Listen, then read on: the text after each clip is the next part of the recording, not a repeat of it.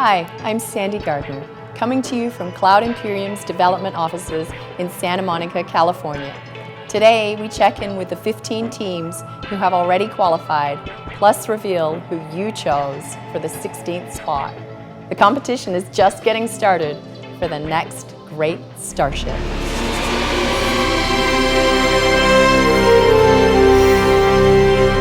Welcome to episode 4 of the Next Great Starship.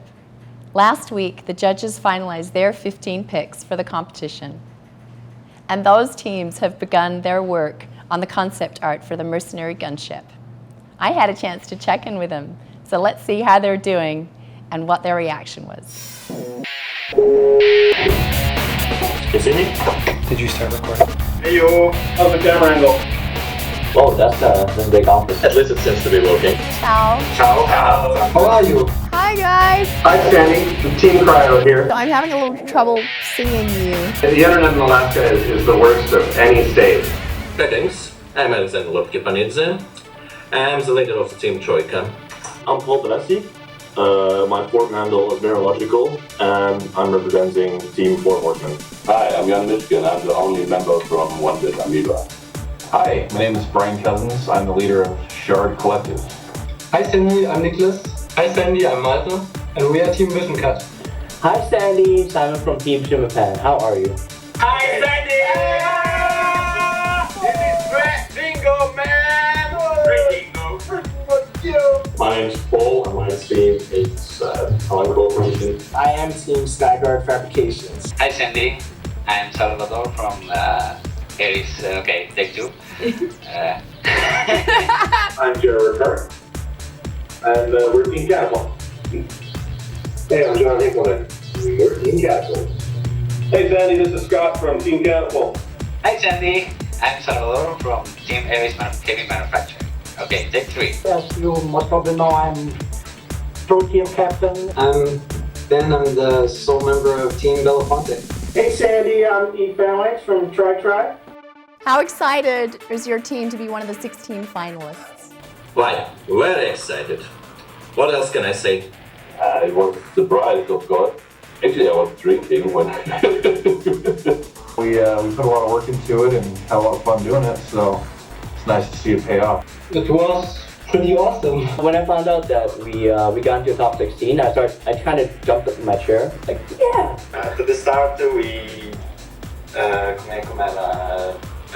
speechless. Okay, speechless. Yeah, this word.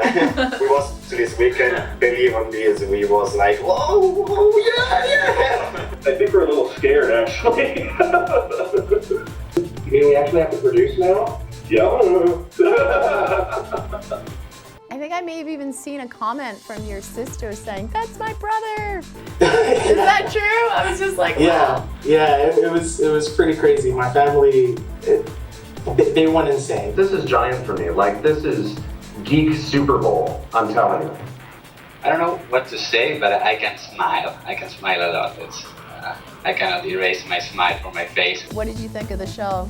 I thought it was great. I think that there's some just amazing talent out there. I went into it hoping it'd be good, and I was actually really quite happily surprised. I thought the judges, they knew their field quite well. You know, they knew what they were talking about, and that's quite nice to see, actually. But we really didn't know how the judging will go or what to really expect, and we will present the results. Damn good job, if I am allowed to say that. It's fun to watch and kind of see them break down what someone's done. I was actually surprised at the level of technicality that it went to. It was very interesting. I didn't think that they would be giving such constructive feedback, which is cool. Really appreciate that Chris Roberts himself showed up and gave his feedback. Chris Barber saying that it was one of his favorites was incredibly satisfying. I mean, it was such a huge sense of relief that I put something together that Chris Roberts loves. And not just him, everyone on the panel. Like Mark Skelton's reaction, that has basically become a meme between me and my friends, where he just says, "Sick, it's so sick." So sick, so sick. How did you feel about the community's choice for the mercenary gunship? I'm really quite happy with it, actually. It was pretty much what we wanted to make as well. I was looking for something a little bit smaller, but it's okay. Yeah, gunships are something that everybody kind of wants to do, so I was thinking, well, maybe we'll do something different. But it looked like everybody was picking a gunship. Yeah, I think it'll be fun ship to design. Actually, in the beginning, I didn't like it, but after a time, when I made the first concept and thinking about how it should look, I really liked it in the end. I actually voted for the one that got the least votes, but whatever. It's okay, everyone loves gunship. I love gunships. I mean, so many weapons. Looks like strong, so we like it. We love Yeah. it.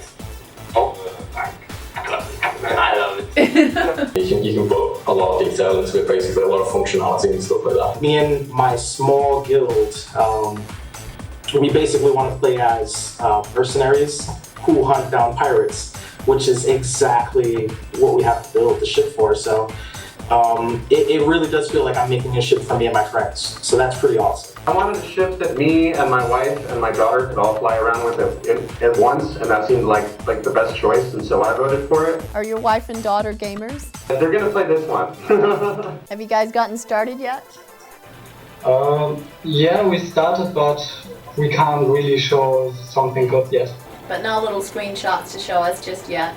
Not yet. No. Sorry. More few scribbles on the paper and blocking out some models. We are doing a lot of groundwork, also on a number of things before actually getting to work.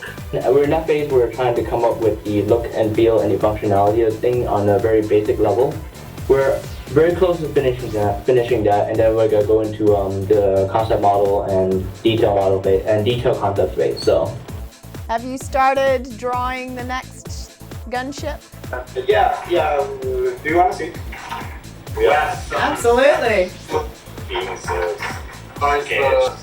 Nice concept. Haha, I love it. Whoa. Pull it back a little bit. much order, so I'll just like spin the camera around again. You can. I have some stuff to show, some stuff might be a little too finished to show at this point. Okay. Did the feedback from the judges help you for this current stage? Well, definitely, and by the same time, I think it was much easier before we have a kind of single vision. I don't know if we're sketching it up so much as doodling at this point. Okay, doodling, sketching. I think we like what we've got, but you know, it's going to take iteration and time and seeing what everyone else is doing a little bit to kind of firm up the entire thing. So we're feeling good and confident about it.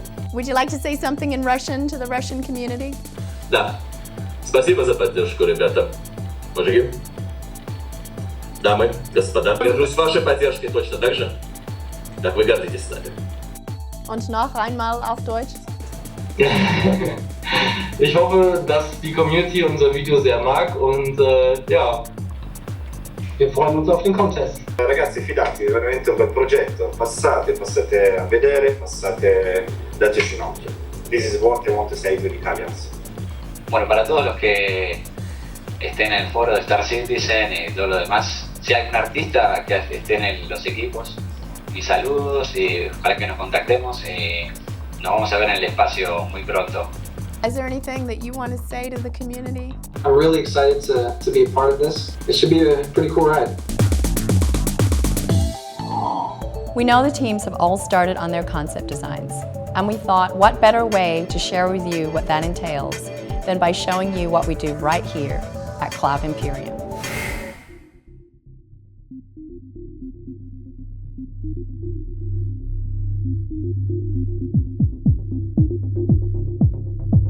Hi, my name's David Hobbins. I'm a concept artist at Cloud Imperium Games.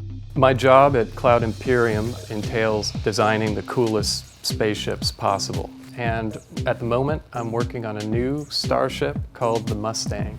It's a starter ship that will be single-seater. It's going to be small, lightweight, very fast. It's going to be a competitor to the Aurora.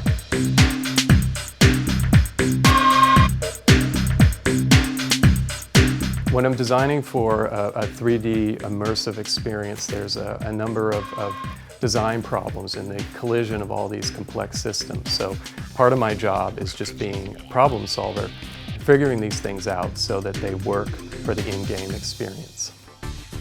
When I was super young, I lived close to an Air Force base, and I would regularly go to air shows and would just be exhilarated by the speed and the shapes of these things. This, I think, led me to study transportation design at Art Center College of Design in Pasadena.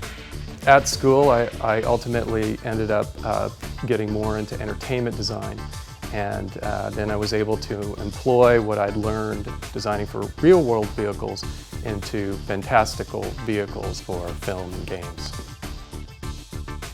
Before video games, I've worked for Lucasfilm for a number of years.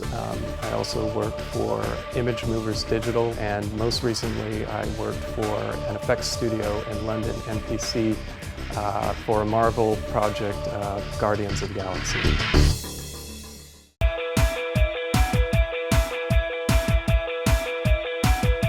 My day-to-day process involves taking a design brief and bringing it all the way through to basically a set of blueprint instructions.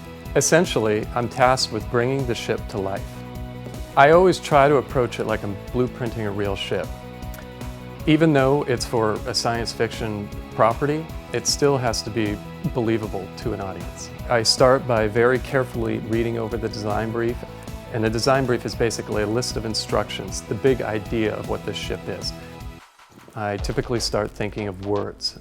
I think about how I want this vehicle to feel and be received. So, example, it may be fast or utilitarian or robust, even scary. I usually start sketching the idea out. I call these ideation sketches, and they're essentially doodles or visual brainstorming. Once I've drawn a number of ideas that I like and I think I have something, I'll typically scan it and import it into the computer. And typically from that point on, I'm working digitally. My process once inside the computer, I usually start working the profile or silhouette of the ship. Once I have a profile I sort of like of the ship, I immediately start placing and rearranging the major components. The pilot's cockpit area, the major power plants, fuel, landing gear assembly. All these things have to be contained within the skin of the ship.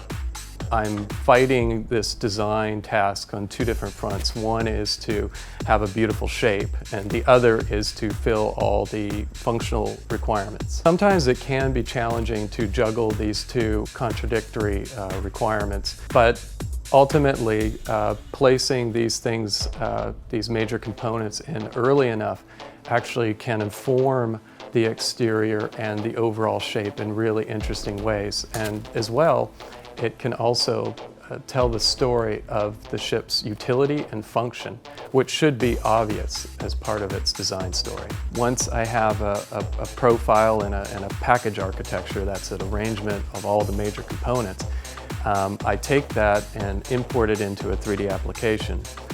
From here, I start blocking out rough geometry and getting a feel for how this thing looks as I move around it in 3D space.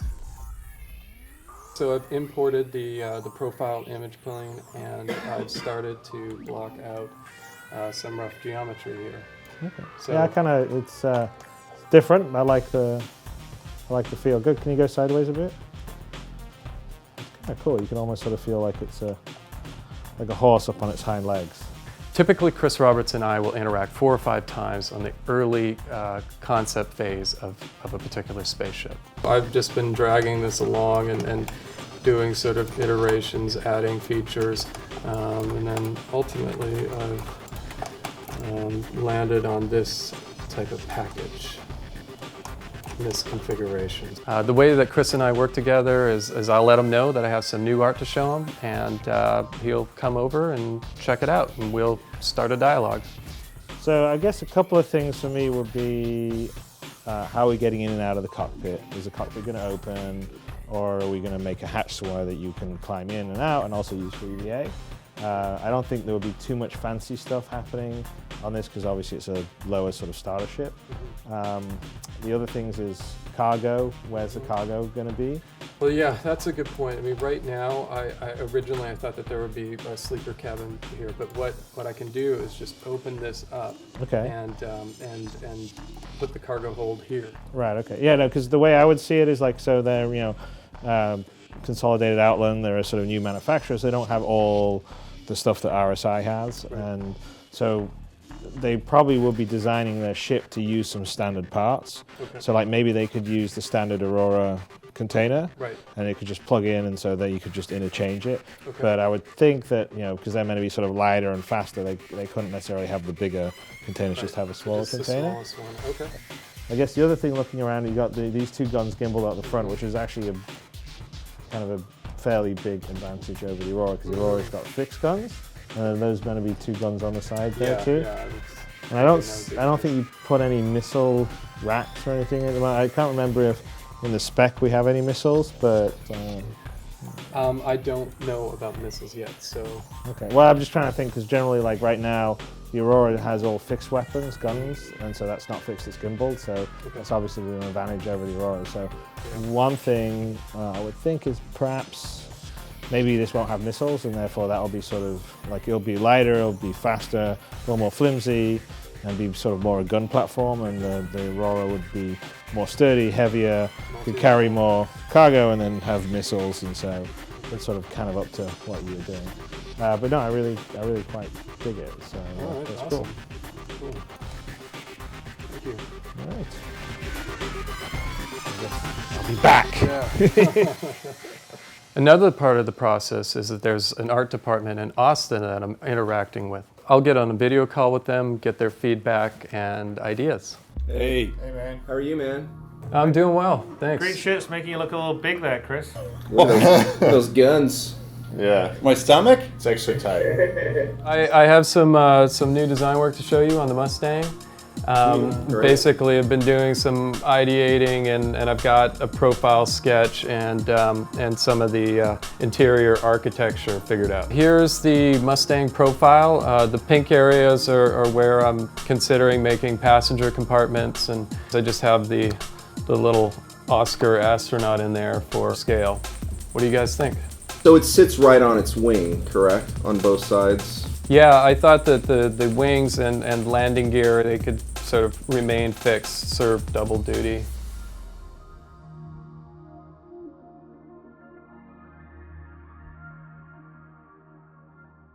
I really appreciate the thought that Chris has put into every facet of the world he's creating. He has a super critical eye that's always asking, how can this be better? How can this be more functional? How can this look better? How can the player experience be better? Once I have a rough block in that I'm happy with, typically I'll render out a quick image and paint and sketch over that image, sort of plotting where I might go with graphics and specific surfacing.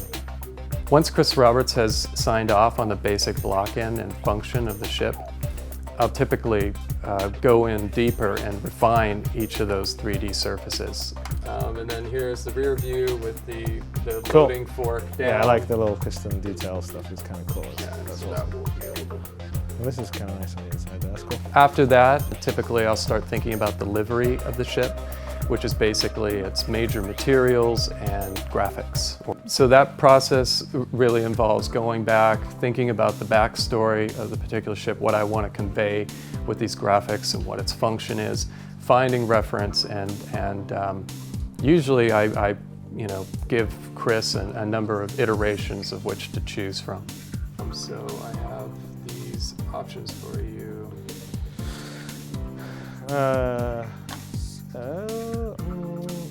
So I guess one thing, like, I guess these are meant to sort of feel like the panels. And the only thing is generally that sort of works better, I think, for the bigger capital ships where you sort of have the panels and it gives you a sense of scale. So it sort of makes it a bit patchy. I mean, like on all these ones, the one that my eye really gets drawn to more is this one, just because I kind of like the color and the line detail there. So it sort of, it accentuates, like that shot there, it's really cool. It really accentuates the sort of, if that thing feels fast. Yeah. It feels cool. it feels sexy, whereas in like maybe some of this, you don't get the same. You know, like if you take a look at the panel breakup, the high Yeah. contrast of it almost slows it down. Mhm. When Chris rejects one of my ideas or a particular visual element, it's okay. It's really just par for the course. As a designer, critique is the only way I'm going to improve. I welcome it. Oftentimes, at that point, if Chris has signed off, I'll be asked to put that vehicle into a situation, into a world, into a painting where people and aliens will be interacting with the ship. Wow, that looks awesome. What I've been doing there. Nice. That's pretty brilliant. Yeah, so I That's saw these fantastic. two, they're kind of in hot pursuit. I love that part of the process. I think that's where the ship really starts coming to life for me. I'm super excited about the Mustang and I can't wait for Chris to share it with fans. Getting Chris's feedback throughout the process has been invaluable and I think he's really pleased with the results. Working with Chris Roberts has improved my work and made me a better designer. I hope the teams on the Next Great Starship realize how valuable this feedback is. I would finish up the little bits of details you want to do, and then we can pass it over to the folks to model from your base block out. That'd be great.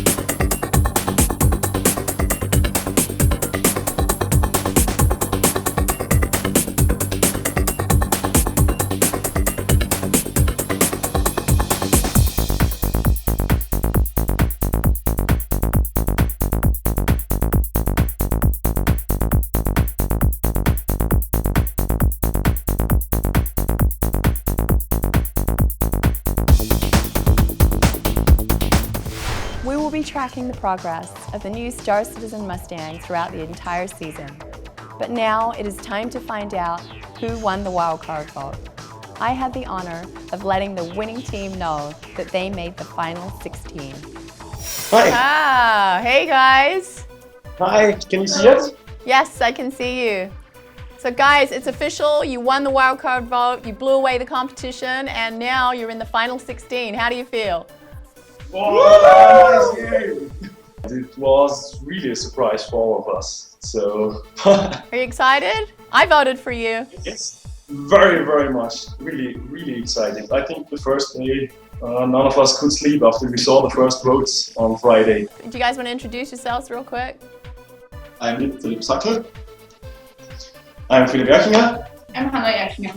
my sister. I'm so excited to have a female in the competition. It's cool.